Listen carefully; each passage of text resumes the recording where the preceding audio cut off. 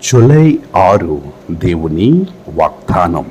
మేఘస్తంభములో నుండి ఆయన వారితో మాట్లాడెను. కీర్తన 99:7. మన ప్రభువైన యేసుక్రీస్తు నామములో మీ అందరికీ ఈ ఉదయం శుభములు తెలియచేయుచున్నాను. ప్రియులారా, దేవుని అత్యంత కృప వలన మనమందరం క్షేమంగా ఉన్నాం. ప్రభు మనకిచ్చిన క్షేమాన్ని బట్టి ప్రభువుకి మనం ఎల్లవేళలా కృతజ్ఞతాస్తుతులు చెల్లించబద్దులమే ఉన్నాం. ప్రియులారా, నేటి వాగ్దానాన్ని మనం ఆలోచన చేస్తూ ఉన్నప్పుడు ఆయన మాట్లాడేవాడు అనే విషయాన్ని చాలా స్పష్టంగా మనతో మాట్లాడుతూ ఉన్నాడు.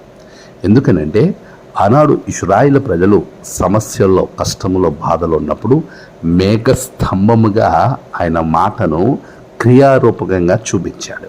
అందుకే భక్తుడు మేఘములో నుండి ఆయన మాట్లాడతాడు అనే విషయాన్ని మనకి జ్ఞాపకం చేస్తున్నాడు. ఈరోజు దేవుడు మనతో మాట్లాడతాడు. నీవు ఆయన స్వరాన్ని వినటానికి సిద్ధంగా ఉండాలి.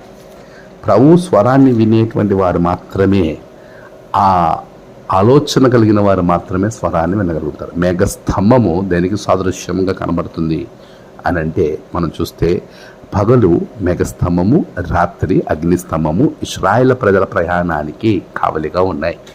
వాటిని దేవుడే పంపించాడు. అంటే ఎండ దెబ్బ తగలకుండగా, పగలు ఎండ దెబ్బైనను నీకు తగలదు అని దేవుడిచ్చిన వాగ్దాన నెరవేర్పుగా మేఘస్తంభాన్ని దేవుడు అడ్డుపెట్టాడు.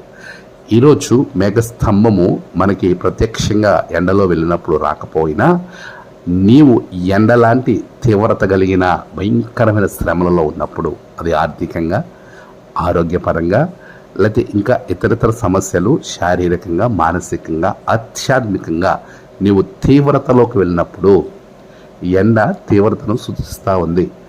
అలాంటి తీవ్రతలో నీవు ఉన్నప్పుడు దేవుడు నీతో మాట్లాడతాడు. మేఘస్తంభము అంటే నీకు ఆ ఎండ వేడిని తగ్గించి చల్లబరుస్తాడు. అంటే నిన్ను ఎండలో నుండి, ఆ తీవ్రతలో నుండి నిన్ను క్రిందకి తీసుకొస్తాడు. అందుకు దేవుని మాట నీకు ఉపయోగపడుతుంది. అయితే ఆయన మాటను వినటానికి సిద్ధంగా ఉండాలి. ఆయన మాటను గుర్తుపట్టాలి. వినడానికి సిద్ధంగా లేకపోయినా, గుర్తుపట్టలేకపోయినా నీకు ప్రత్యుపకారము అంటే మేలును పొందుకోలేము. ఎప్పుడైతే సమూయేలు చిన్న వయసులో మొట్టమొదటిసారి దేవుని స్వరాన్ని వింటున్నాడో, దేవుడు అని గుర్తుపట్టలేక తన యజమానుడైన ఏలీ దగ్గరికి వెళ్ళాడు. ఈరోజు మనలో చాలామంది అతడు బాలుడైన వయసులో గుర్తుపట్టలేకపోయాడు, కానీ ఎన్నో సంవత్సరాలుగా దేవుణ్ణి సొంత రక్షకుడిగా అంగీకరించి, ప్రార్థన చేసి, కానుకలిచ్చి, బైబిల్ చదివి, ప్రసంగాలు చేసి, ఇంకా రకరకాలుగా క్రైస్తవులుగా, పుట్టు క్రైస్తవులుగా, మన పితరులు క్రైస్తవులుగా అని మనం చెప్పుకుంటూ దేవుని స్వరాన్ని ఇంకనూ గుర్తుపట్టని వారు అనేకులున్నారు. నీవు ఆ జాబితాలో ఉన్నావేమో, దానిలో నుండి బయటికి రా. మేఘస్తంభములో నుండి దేవుడు నీతో మాట్లాడుతూ ఉన్నాడు. ఆయన స్వరాన్ని గుర్తుపట్టి ఆయనతో సహవాసం చేస్తే మాత్రమే గుర్తుపట్టగలుగుతావు. అలాంటి శ్రేష్టమైన దీవెనతో ప్రభు మిమ్మల్ని బలపరచి, మీ సమస్యలను తొలగించి సమాధానంతో నింపునుగాక. ఆమేన్. ప్రార్థన.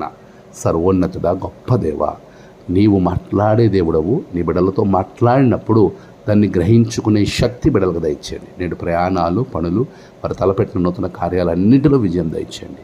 నేడు జన్మదినము, వివాహదినము, ఆయా విశేష దినములు జరుపుకున్న బిడ్డలను ఆశీర్వదించండి. తమ ప్రియులను కోల్పోయిన వారికి ఆదరణ దయచేయండి. దినదీవెనతో నింపమని యేసు నామమున ప్రార్థించి వేడుకొంచున్నాము తండ్రి. ఆమేన్. తండ్రి, కుమార, పరిశుద్ధాత్మ త్రియేక దేవుని దీవెన మీకు తోడే నడిపించుగాక. ఆమేన్.